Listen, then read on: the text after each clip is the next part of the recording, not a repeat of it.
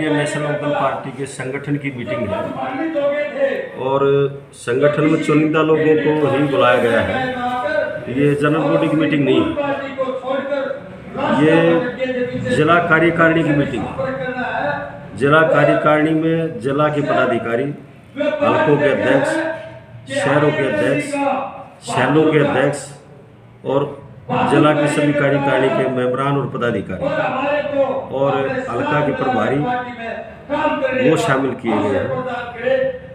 उनके अलावा जो स्टेट बॉडी में है या राष्ट्रीय बॉडी में है पदाधिकारी है, कोई मेंबर है, उनको भी बुलाया गया था। तो ये 100-125 लोगों की मीटिंग में पूरे हरियाणा में हमारी पार्टी चल रही है, जिसमें 4 टीमें बढ़ाई गई हैं और 2 टीमों के प्रोग्राम लगातार हरियाणा में चलते हैं। 5 दिन तक लगातार 2 टीम चली, जिसमें प्रकाश भारती जी जो हमारी पार्टी के राष्ट्रीय उपाध्यक्ष हैं उनके नेतृत्व में, और श्री श्याम सिंह राणा जो संगठन मंत्री हैं, राष्ट्रीय संगठन सचिव हैं, उनके नेतृत्व में। उनके साथ एक के साथ कर्ण चौटाला जी और दूसरे के साथ अर्जुन चौटाला जी। अब उनका बीच में ब्रेक आ गया। अब उमेद सिंह लोहान और लभेश सिंह राठी मेरी ड्यूटी लगी है कि 5-5 जिलों में हम सभी साथी जाएंगे और हमारा काम ये होगा कि जो संगठन का काम पिछले 8-7 महीने से पार्टी का चल रहा है, उस संगठन के काम को हम निचले स्तर तक कंप्लीट कराएं ताकि पार्टी को मजबूती मिले। हमारी पार्टी का जो प्लान है, चौधरी ओम प्रकाश चौटाला जी के भाई अभय सिंह चौटाला की जो सोच है, वो सोच ये है कि पंचायत के वार्ड के स्तर तक हमारा संगठन बने और उसी सिलसिले में आज ये मीटिंग 9 वर्ष पर जहाँ आपको शुभकामनाएं देते हैं, सारे हरियाणा के लोगों को शुभकामनाएं हैं और पार्टी के संगठन पर हमारा विचार चल रहा है। पंचायती चुनाव की बात करें तो पंचायती चुनाव लगातार डिले होते जा रहे हैं, सरकार की क्या मंशा है राठी साहब? सरकार चाहती नहीं है कि पंचायती चुनाव हो या नगर परिषद नगर पालिका का चुनाव हो, क्योंकि सब कुछ सरकार अपने हाथ में लेना चाहती है। किस तरह से संवैधानिक संस्थाओं की धज्जियां उड़ाने लग रही है, इस किस्म के कानून बना करके पेश करती है जिससे लोग कोर्ट में चले जाते हैं और लोग कोर्ट में जाते हैं तो फिर सरकार की तरफ से ढिलाई बरती जाती है ताकि इलेक्शन के करीब हो गया पंचायती चुनाव और 10 महीने से ज़्यादा हो गए नगर परिषद के चुनाव, लगभग 10 महीने नगर परिषद नगर पालिका सरकार जानबूझ कर वो करती है ताकि एडमिनिस्ट्रेटर के माध्यम से उनके आत्मसत्ता है, जानबूझ कर करती है सरकार। और अगर बात करें, आज ही एक सर्वे आया है, खबरें छपी है कि बेरोजगारी में नंबर 1 हरियाणा लगातार दूसरी साल। ये आज से नहीं है जी, 2 साल हो गए, दूसरा साल है लगातार पूरे देश में हरियाणा बेरोजगारी में नंबर 1 पर है जी। और ताज्जुब इस बात का है कि सरकार के मुख्यमंत्री जी को, माननीय मुख्यमंत्री और उनके मंत्रियों को और इनके जो MLAs वगैरह हैं, जो इनके पदाधिकारी हैं पार्टी के, बड़ी बेशर्मी से झूठ बोलते हैं। इनको शर्म नहीं आती कि करोड़ों रुपए HPSC ऑफिस के अंदर पकड़े गए और माननीय मुख्यमंत्री का बयान आया कि वो तो ना करके घर पे पकड़े गए, जबकि SIT ने उनके दफ्तर से बरामद किए। जो हेड ऑफ द डिपार्टमेंट है उस पर इन्होंने आज तक कोई आँच नहीं आने दी। वो पैसे पकड़े गए HPSC ऑफिस के अंदर, उसका हेड ऑफ कौन है? HPSC का चेयरमैन है। HPSC का चेयरमैन कौन है? HPSC का जो चेयरमैन है वो MP मध्य प्रदेश काडर का एक IAS ऑफिसर है, इंडियन फॉरेस्ट सर्विस का है। वो पहले मुख्यमंत्री जी का ADC था, जबकि ADC का कोई कानून नहीं है, वो पद ही नहीं है। माननीय मुख्यमंत्री जी का पहले ADC बनाया गया था पिछले प्रांत में, और उसके बाद उन्हीं को फिर HPSC का चेयरमैन बनाया गया, हरियाणा पब्लिक सर्विस कमीशन। और उस चेयरमैन की हाजिरी में ये सारे काम हो रहे हैं, और उस चेयरमैन से आज तक SIT ने पूछताछ नहीं की। इससे बड़ी बेशर्मी और क्या होगी। चंडीगढ़ चुनाव के बारे में कहीं ना कहीं भारतीय जनता पार्टी को सोचना पड़ेगा।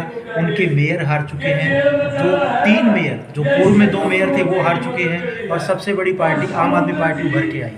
पूरे देश में ही हालत खराब है, और हालत खराब इसलिए है कि सबसे बड़ा मुद्दा आज देश और प्रदेश में बेरोजगारी का है। इस सरकार के आने के बाद में 28 से ज़्यादा पेपर लीक हुए हैं, कितनी भर्तियाँ रद्द हुई है, और ये सारे जितने भी सेंट्रल गवर्नमेंट के कॉरपोरेशन है, बोर्ड है, उन सबको, जो सेंट्रल गवर्नमेंट के अधीन है, उन सब कॉरपोरेशन है, बोर्ड है, उन सबको, जो सेंट्रल गवर्नमेंट के अधीन है, उन सबको ये प्राइवेट हाथों में दे रहे हैं। जैसे HPCL है, भारत पेट्रोलियम है, LIC है, इंडियन एयरलाइंस है, रेलवे स्टेशन बेच दिए। इस किस्म के अगर ये सारे ही बेच देंगे, BSNL का क्या हालत कर दी लोग, तो फिर जो गरीब लोगों को आरक्षण मिलता है, गरीब बच्चों को वो आरक्षण मिलेगा, अडानी और अंबानी थोड़ा ही आरक्षण देंगे। तो इस सरकार की मंशा है कि गरीब को और गरीब किया जाए, कमजोर को और कमजोर किया जाए, आर्थिक तौर पर लोगों को इतना कमजोर किया जाए कि हैंड टू माउथ हो जाए, उनके बच्चे पढ़ लिख ना सके, अपनी आवाज़ ना उठा सके। कोरोना का फिर से कहीं ना कहीं कहर चालू हो चुका है, पूरे भारत में लॉकडाउन का खतरा ठीक है कि महामारी थी, लेकिन अब जो कोरोना चल रहा है वो बहुत उसमें दम नहीं रहा है, और उससे कोई जनहानि अभी हुई नहीं है, और उम्मीद है कि होगी भी नहीं, क्योंकि बड़े बड़े MBBS MD डॉक्टर भी हमारे संपर्क में आए हैं। उन्होंने भी कहा कि इससे ये कोई ज़्यादा खतरे वाली बात नहीं है। ये ठीक है कि जो पीछे कोरोना था वो ज़्यादा खतरनाक था। अब सरकार जानबूझकर भी लोगों को डराने पर तुली हुई है, बच्चों के स्कूल बंद कर दिए, रात का लॉकडाउन लगा दिया। रात का लॉकडाउन लगाने से कोरोना, मतलब कोरोना रात को ही निकलता है क्या बाहर? सरकार से पूछने वाला हो कोई कि कोरोना रात को ही निकलता है बाहर, दिन में नहीं निकलता। दिन में तो रैलियां करते हैं ये लोग, बीजेपी के लोग, तो रात को कोरोना फैलता है। ऐसे जब भयंकर कोरोना की स्थिति थी उस टाइम पे बंगाल में तो इन्होंने लाखों की रैली की, जिस टाइम पर बहुत आदमी मर रहे थे, और अब लोगों को डराने, ये किस किस्म से देखो षड्यंत्र देखो सरकार के कि मीडिया के माध्यम से ऐसे भयंकर वातावरण बनाया जा रहा है ताकि लोग डर करके कोई बोलने को ना एजिटेशन ना करें। सरकार के खिलाफ लोगों का ध्यान बांटने के लिए, सरकार के खिलाफ लोग एजिटेशन ना करें, इसलिए लोगों को ध्यान बांटने के लिए इस किस्म के अनावश्यक लॉकडाउन की कोई आवश्यकता नहीं है, लेकिन लोगों को परेशान करने वाली है। अब दुकानदारों को कह दिया इतनी बजे के बाद दुकान नहीं खोलेंगे, ये कोई तरीका है? ये तरीका ठीक नहीं है।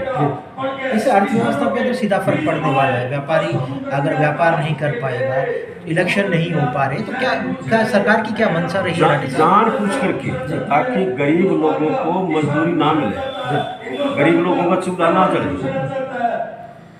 बताओ क्या ये ओमिक्रॉन एक नई बीमारी और लेकर के आए। ये खांसी जुकाम तो जब भी मौसम बदलता था हर बार होता था, और क्या करते भाई एक घर में एक जुकाम हो जाए सब भी आप समझ रहे हो, और प्रिंट मीडिया भी, तो वो केवल सरकार की भाषा बोलते हैं, और सरकार के खिलाफ न्यायपूर्ण बात अगर कोई भी अपोजिशन का पार्टी का नेता कोई कहे तो उसकी अनसुनी कर दी जाती है, और उसके लिए फिर इनकी पूरी टीम है बीजेपी की जो उसका खंडन करने पर लग जाती है।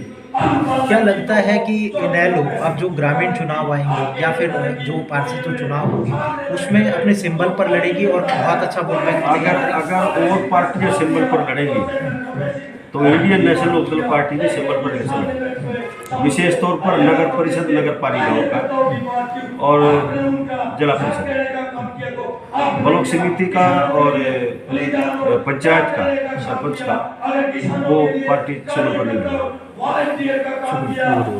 लड़ेगी।